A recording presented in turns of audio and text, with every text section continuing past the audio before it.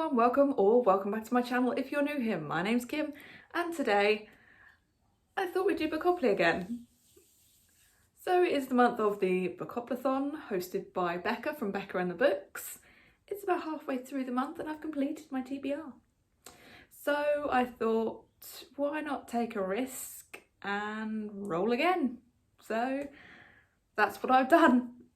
And now you're going to see TBR. So without further ado, let's get into roll number one. So here we are back with Bookopoly. We have Tiny Tim back again.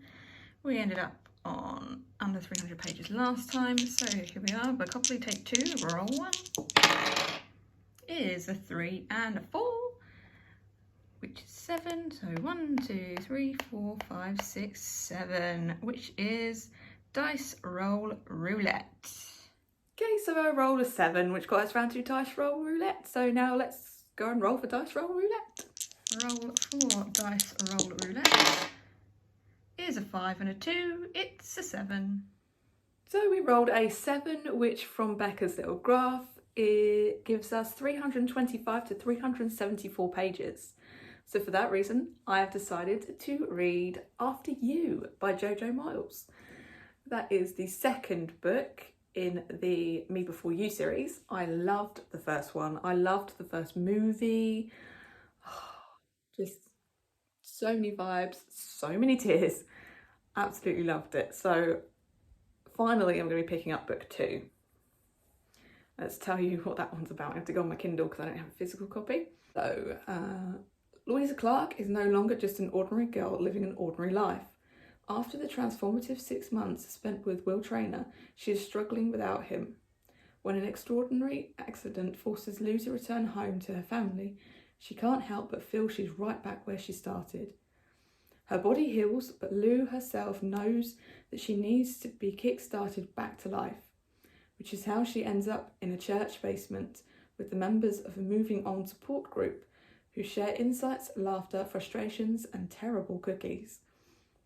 They will also lead her to the strong, capable Sam Fielding, the paramedic whose business is life and death, and the one man who might be able to understand her.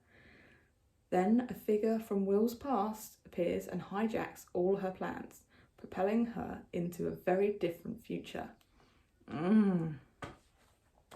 Oh, can't wait to read that one. On to roll number 2. Here we are, roll number 2.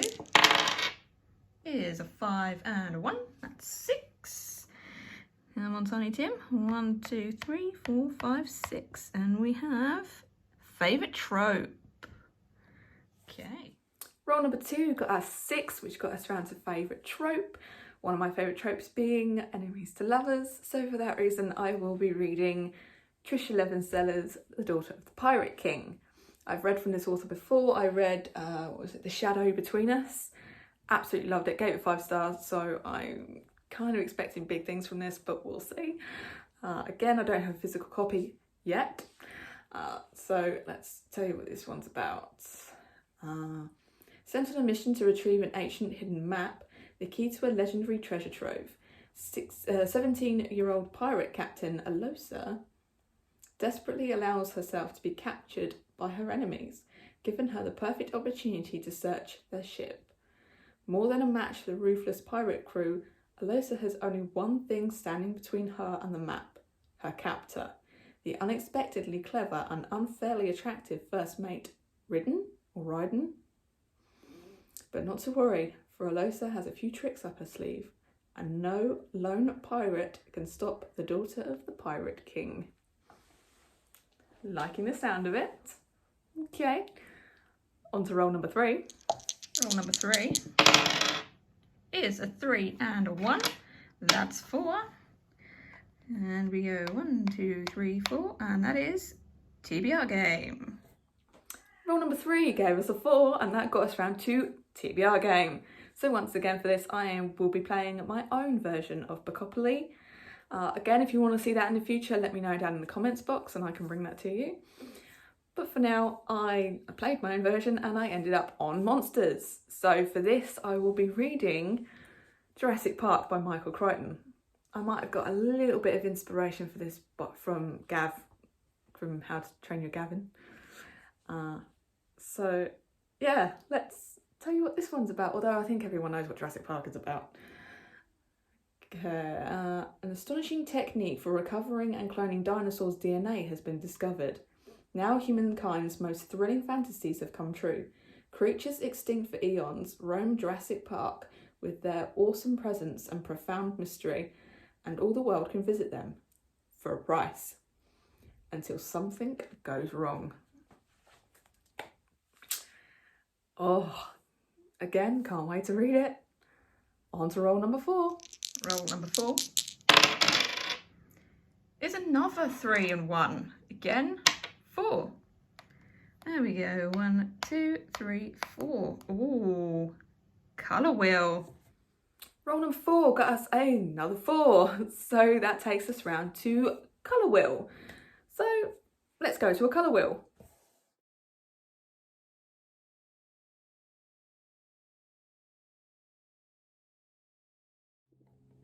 So the colour wheel gave us red, and for that reason I will be reading Champion by Marie Lu.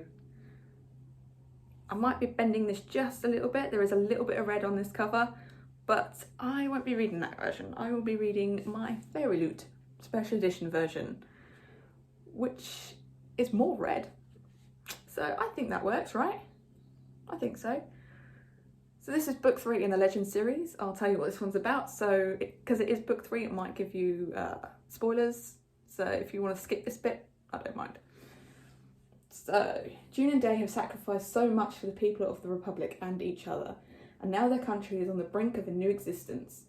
June is back in the good graces of the Republic, working within the government's elite circles as Princess-elect, while Day has been assigned a high-level military position.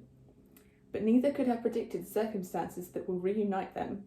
Just when a peace treaty is imminent, a plague outbreak causes panic in the colonies, and war threatens the Republic's border cities. This new strain of plague is deadlier than ever, and June is the only one who knows the key to her country's defence. But saving the lives of thousands will mean asking the one she loves to give up everything. Very nice, very nice. On to what will hopefully be our last roll, roll number 5. And what will hopefully be our final roll, roll number 5. Of course, it's not our last roll. We have Snake Eyes. That's 2. We ended up on colour wheels. That's 1 and 2, which gives us features and romance. Nice. Roll number 5 unfortunately was not our final roll. We did roll a double. It is Snake Eyes, which gave us 2, which got us round to features of romance. So for this I will be reading the second in the Bellinger series. It is Hook, Line and Sinker by Tessa Bailey. Absolutely love the first book. So let's tell you what this one's about. King crab fisherman Fox Thornton has a reputation as a sexy, carefree flirt. Everyone knows he's a guaranteed good time in bed and out. And that's exactly how he prefers it, until he meets Hannah Bellinger. She's immune to his charm and looks, but she seems to enjoy his personality and wants to be friends. Bizarre, but he likes her too much to risk a fling, so platonic pals it is. Oh. Like I said, absolutely love book 1, and I really cannot wait to read book 2.